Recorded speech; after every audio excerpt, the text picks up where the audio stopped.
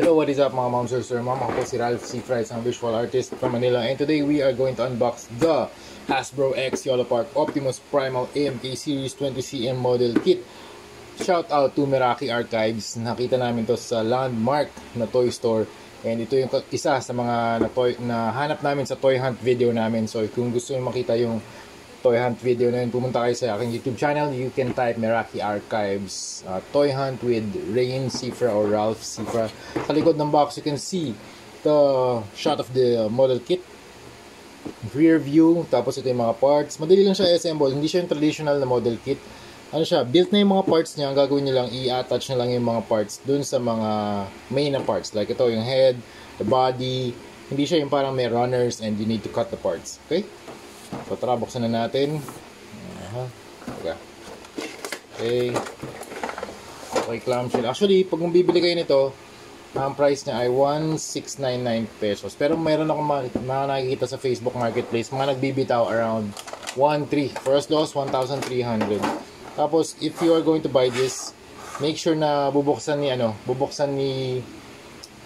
buyer, or bubuksan ni seller yung mga nag-assist sa inyo, pabuksan nyo sa kanila, tapos check nyo yung mga pieces, kasi minsan mayroong quality assurance checking na hindi siya kompleto. Okay? May mga duplicate na parts, or kaya may mga missing parts.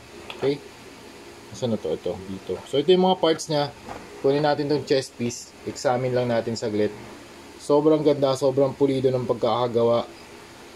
Medyo ingat lang kayo dito, medyo sharp yung mga edges ng plastic. Okay, medyo sharp siya.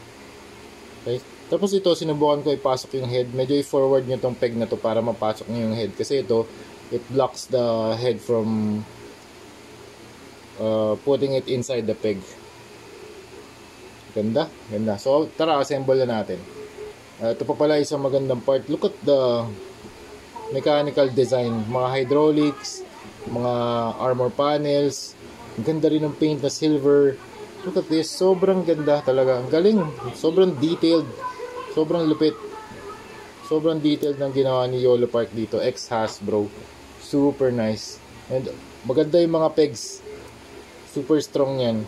Tapos natatanggal din pala to. Okay, natatanggal. Okay. Alright, nabuo na natin si Optimus Primal, and measure natin siya. It's around, tingnan natin yung height. It's around 8.5 inches tall. Tapos yung width niya around, around 5.5 inches wide. Yung swords niya 5 inches, so pag pinagdugtong around 10 inches. Super nice. Yung color niya dark gray and black. Parang matte black matte black yung finish niya dito. And you have the silvers. Teka, wala ako ng paintbrush para maturo natin yung mga details. Ang ganda ng ang ganda ng blade. Super nice. Pwede nyo siyang pagdugtong into a single blade. Ito. Ay, baliktad ata. Baliktad. Oh no. Yan. Yan. Haba ng blade, 10 inches wide to. Ayan o. Tama, 10 inches pa. Mas mahaba pa nga ata. And then here's the alt face. Face plate. Yung open mouth. Ayan, open mouth. Super detailed, super nice. You have the green eyes. Silver na face plate. Tapos we have the alt hands. You have the pointing hand. The open palms. And yung closed fists. Tapos ang naka-equip sa kanya dito yung parang weapon holding hand niya. And the overall design is very very nice.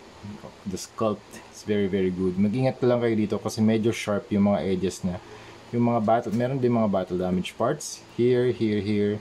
Also asymmetrical yung battle damage parts niya. Hindi siya equal. So meron dito, sabihin wala dito. Hindi siya symmetrical. So asymmetrical siya. You have the battle damage here, scars. Dito rin meron. Tapos itong part ng forearm niya na parang nasa ball joint to, pwede niyong i-rotate din. May articulation din yan. Tapos maganda rin yung texture dito, parang skin.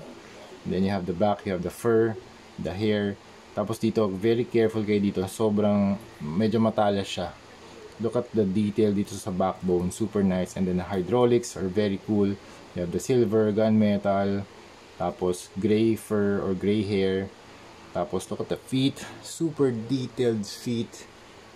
Super nice. Pati yung ilalim meron detail.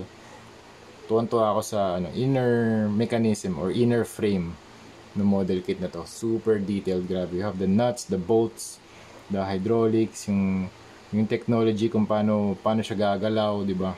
Ang ganda, sobrang ganda. Tapos yung mga gaps nito, ang angas din ng pagkaka-design kasi you can see yung mga inner workings nung robot or nung model kit or nung action figure. Super nice. Super nice face. Angas ng faceplate. Maangas yung dating talaga itong Optimus Primal na AMK series model kit. So yun, articulation, head, up, pwede ba itong ma-rotate? Ayun, down, rotation. Ano po, pwede itong mag-look up eh. Ayun, pwede naman, taga. Ayan, pwede mag-look up. Okay, look down. Tapos itong kamay niya 360, alam ko pwede ito. Ayan, 360. Okay, you can do 360. Tapos ito, pwedeng maangat. Then you can put the arms up. Double jointed elbow. Tapos, ball joint tong forearm. Tapos, pwede mag-rotate to. Ayan, you can do up crunch, up and down. Side to side. Tapos, pwede rin ma-rotate to. Tapos, sa paa, you can kick. High kick. Taas yan, high kick. Tapos, double jointed na knee. And then sa foot, you can swivel left and right. Tapos meron ding toe articulation. Oh, meron ding articulation dito. Additional, yan.